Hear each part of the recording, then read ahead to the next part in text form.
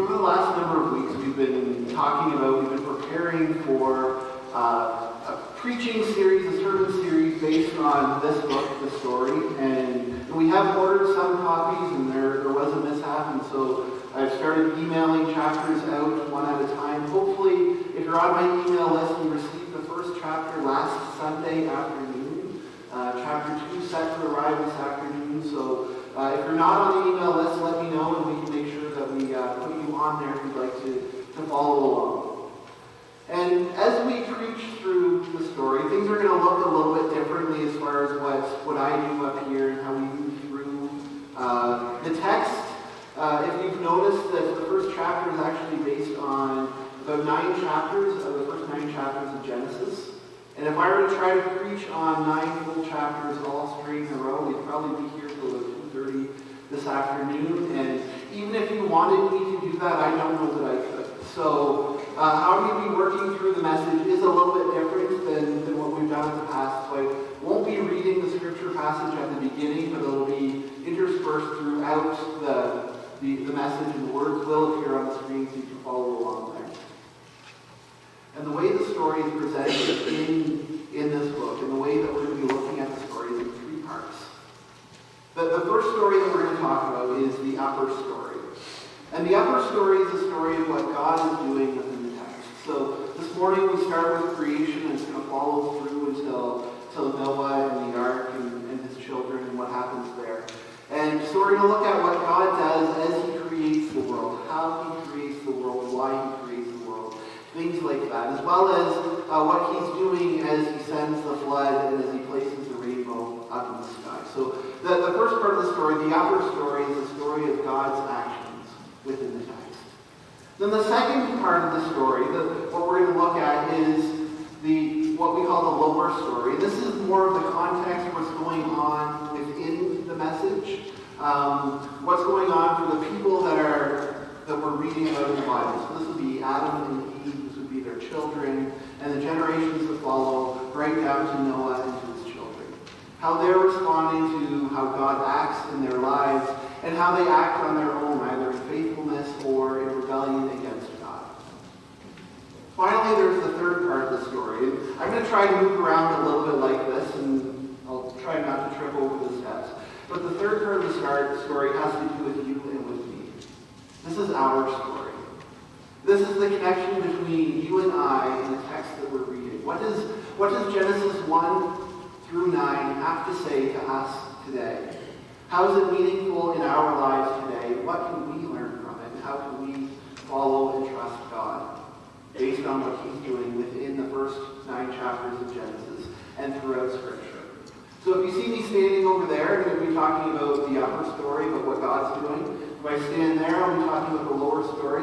If I'm tripping off the steps, come help me out, because I'm trying to talk about our story here. So this is how it's going to work, and I just encourage you to follow along the best that you can, and hopefully by the end of the 31 weeks, we will make it through all of Scripture, and that you can follow along. So, having said all this, let's start at the beginning.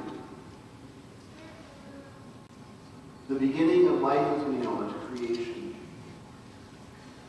Genesis 1 verse 1 says, in the beginning, God created the heavens and the earth. The first 4 words, in the beginning, God. As we open the story of God's Word, the first thing that we read about are the actions of God. God created both the heavens and the earth. There was nothing, God spoke, and then there was something. The eternal, supreme being, the Lord over all, created all that is seen and all that is unseen. His creative power is the origin of all that there is. And so the first question that comes to mind as we read this first verse, and as we read the first 2 chapters of Genesis, for many of us, we often ask how. How did God do it? Well, the text says he spoke and things appeared. God simply put the command into words, and whatever he was commanding had no choice but to respond to him. You know, as we ask this question, as we ask how he did it, One of the biggest parts of the question that we seem to fall into is the question of how. The question of timing, actually, rather, is Genesis 1 says, day 1, day 2, day 3, day 4, day 5, and day 6, God created. And so one of the questions that I've engaged with some of you and that many have had conversations about, are these indeed 6 24-hour day periods? Or is it a very, very different time span that it's talking about?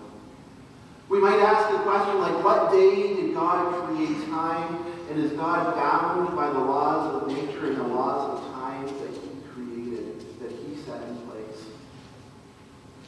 Now there have been endless hours upon hours of debate on this subject.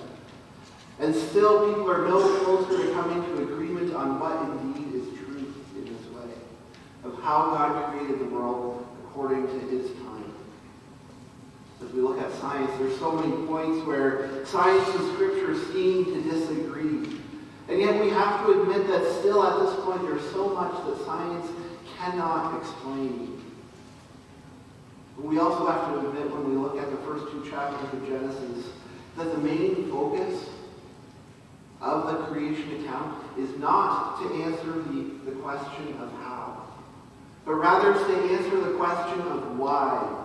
Why did God create the heavens and the earth? Why did he separate the light from the darkness, the waters from the skies, the seas from dry ground, and why did he fill the land with vegetation? Now that's the description of what he did in these first 3 days. And I've heard it said that what God did in the first 3 days very much connects to what he does in the 3 days following. Day 1, God creates light and darkness. And day 4, he creates the sun, the moon, and the stars, those objects in the sky that produce or that reflect the light that God created. Day 2, God separated the waters from the sky. And then on day 5, he commanded the waters to teem with living creatures. And then he created the birds that would fly across the expanse of the sky. And then on day 3, God separated the lands from the water, and he filled the lands with plants and vegetation, and all that the land needed in order to support life. Day 6, he created the life that would need those plants and vegetation. The living creatures that would walk on the land, all kinds of livestock and wild animals, and those that would move along the ground. Now, if we read it this way, it's hard not to see each of God's creative acts as the answer to this question. What else do I need to create in order to sustain human life in this world? Now, this might sound like a self-centered view of creation, that it's all about us, that God made this world for us. But really, that's only part of the picture. He didn't simply create it to do as we please. No, God had a greater purpose. Genesis 1, verse 26. Then God said, "Let us make mankind in our own image, in our likeness, so that they may rule over the fish of the sea and the birds in the sky, over the livestock and all the wild animals, over all the creatures that move along the ground." So God created mankind in his own image. In the image of God, he created them. Male and female, he created them. And as a final act of creation, toward the end of the 6th day, God reaches down, he pulls together some dust and some mud and some clay. He molds it to the shape of a man, he puts his life breath in it, and he places this first man in the garden. Now, do you notice something about this? That it's only in creating the first man and the first woman that God adds that personal touch. Every other created thing God spoke and it came into existence. But when God creates the first man and the first woman, it is through contact with God's hand and our bodies that he creates us. There is this personal touch between the Creator and this final creation. When God says, "Let us make mankind in our image, in our likeness," he's not simply creating us to look like God, with eyes, with ears, with all else that makes us look human. It's much more than this. Let us, he says, us. In the beginning, before anything was created, there was an us. The Apostle John explains it in the first chapter of his gospel. In the beginning was the Word, and the Word was with God, and the Word was God. Jesus Christ, the Son of God, the Word, as John calls him, was with the Father in the beginning. And together, along with the Holy Spirit, they created the heavens and the earth. And in fact, in verse 3, John writes, through him all things were made, and without him nothing was made that has been made. So when we talk about being made in the image of God, it's much more than simply the way that we look. It is the way that we interact with each other and the way that we interact with God. The relationship the Father, the Son, and the Spirit have with each other is the perfect expression of godly love. And the desire that we have to love and to be loved, both by God and by one another, is what truly reflects the image of God in us. And this is the primary way that we are the image bearers of God. And so as he creates this first man, this first woman, in his image, with a desire to love and to be loved. And as he places them in a perfect garden, a place where he can walk in the cool of the evening with them, he gives them a special job. Genesis 1:28, God blessed them. He said to them, be fruitful and increase in number, fill the earth and subdue it. Rule over the fish of the sea and the birds in the sky and over every living creature on the ground. And then God said, I give you every seed-bearing plant on the face of the whole earth, and every tree that has fruit with seed in it, they will be yours for food. And to all the beasts of the earth and the birds in the sky and the creatures that move along the ground, everything that has the breath of life in it, I give every green plant for food. And it was so. And then we read, and God saw all that he had made, and it was very good. Now this is the first time that we read at the end of the day of creation that it's very good. Every other day ends with, and God saw what he had made, and it was good. But after God made this first man and this first woman, all of creation he looks at and he says, it is very good. Now Max Lucado wrote a children's story called Because I Love You. And in the story he tells of Shaddai, a wise old man with a tender heart. And the Shaddai builds a village for children to live and to play in.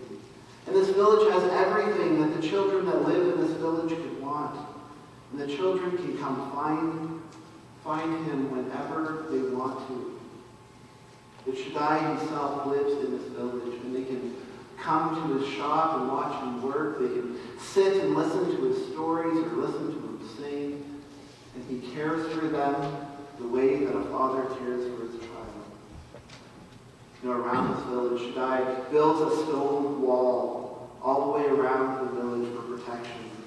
You see, beyond the wall, there's a deadly forest, and in the forest were cruel thorns and savage beasts and hidden pits. It's no place for the children that Shaddai loves. And so he warns them not to go beyond the wall. He warns them not to go into the forest. And one day, one of the young boys, one of the young children, Paladin, comes running to Shaddai to tell him he had found a hole in the wall, and the hole was big enough that a child could crawl through. The boy asks Shaddai to fill this hole. And Shaddai says he won't, and he explains that he put the hole there on purpose because he wanted the children that lived within the village to stay in the village, not because they had to, not because they had no other choice, but because they wanted to. In this book, Lucado clearly illustrates why God created humankind with the ability to choose to love him. He could have created Adam and Eve without this ability, without the tree of knowledge of good and evil in the garden. But without this choice, there is no love. In the same way that a kidnapped victim cannot truly love her captor, we could not truly love God unless we had the ability to choose not to. It's why in the Beauty and the Beast lets Belle go so that she can go to her father. Because as long as she is his prisoner, she cannot truly love him. And so Adam and Eve have a choice. Then we see in Genesis 3 that they choose to satisfy their curiosity rather than to trust in God. And their inability to trust God comes with some pretty severe consequences. Genesis 3 verse 22 says, "The Lord God said, the man has now become like one of us, knowing good and evil. He must not be allowed to reach out his hand to take also from the tree of life and to eat forever." So the Lord God banished him from the Garden of Eden to work the ground from which he had been taken. And after he drove the man out, he placed on the east side of the garden the cherubim and a flaming sword flashing back and forth to guard the way to the tree of life. It was easy at this point to think that God's sending Adam and Eve away from the garden as a punishment, that God's sending them out of his presence and that he wants nothing to do with them because of their sinful rebellion. And this is true. This is a consequence for their rebellion. But we also have to see this act as a protection for Adam and Eve. The main reason that they're sent away from the garden is to keep them away from the tree of life. And the reason that God wants to keep them away from the tree of life is that he doesn't want them to live forever in the misery that they just put themselves into. You see, Adam and Eve were still offered eternal life, and so are we. But if they were able to go back to the tree, what Adam and Eve would have received was not eternal life, but eternal misery. And in banishing them from the garden, God's protecting them from the eternal misery that they would put themselves into. But more than that, God promises not only to put an end to their misery and to their sin and their suffering, but when the woman's offspring crushes the head of the serpent along with sin and death and evil, he's offering the eternal end to that misery and suffering, not only for Adam and Eve, but also for us. And so all of what God is doing in these first chapters of Genesis is out of love and care and protection. Not only for Adam, but also for you and for me. Now, what started as a curiosity about an apple and an inability to trust God in one generation very quickly turned into jealousy and anger and murder in the very next generation. And this pattern of sin continues from one generation to the next as things get worse and worse and worse. And so we read in Genesis 6, the Lord saw how great the wickedness of the human race had become on the earth, and that every inclination of the thoughts of the human heart was only evil all the time. The Lord regretted that he had made human beings on earth, and his heart was deeply troubled. So the Lord said, "I will wipe from the face of the earth the human race I have created, and with them the animals, the birds, and the creatures that move along the ground, for I regret that I have made them." But Noah found favor in the eyes of the Lord. Every inclination of the thoughts of the human heart was only evil all the time. The New Living Translation of the Bible translates this as everything they thought or imagined was consistently and totally evil. There was no one who was good. There were none who loved God and none who loved their neighbor. Verse 8 says, only Noah found favor in the eyes of the Lord. But in order for God to find good in Noah, he really had to look for it. And look, he did. God could have wiped everybody out, including Noah. He could have reached down, he could have grabbed some new earth. He could have put his breath into that, and he could have started over with a new man and a new woman. But God doesn't. He sticks with his plan. He brings to an end the sin and the misery of that people. And he singles out Noah and his family, and he loads them onto an ark with 2 of every kind of creature, and he starts over. Now, I have to admit to you that there are things that I struggle with this part of the text. I just told you that God had to look hard to find Noah. And he had to look hard to find good in Noah. And I'm also telling you that in wiping out an entire generation of people, that God is acting in a way that shows his grace and his love. And I don't have to tell you that for those people in those moments, as they're watching the waters come up and the ark lift off the ground and they're not on it, that they didn't feel the grace of God in that time. And this was a punishment. It is a consequence for the evil that they had allowed themselves to fall into. There's no doubt about that. But the grace in this part of the story comes after the flood. At the end of the 40 days of rain. And at the end of the 150 days that the flood waters had covered the earth, God brought the ark to rest on dry ground. And then he calls Noah and his family, and he calls each of the animals that had been on the ark out of the ark. And then he puts the rainbow in the sky, and he establishes his covenant with them. He says, "As for you, be fruitful and increase in number. Multiply on the earth and increase upon it." And then God says to Noah and to his sons with him, "I now establish my covenant with you and with your descendants after you.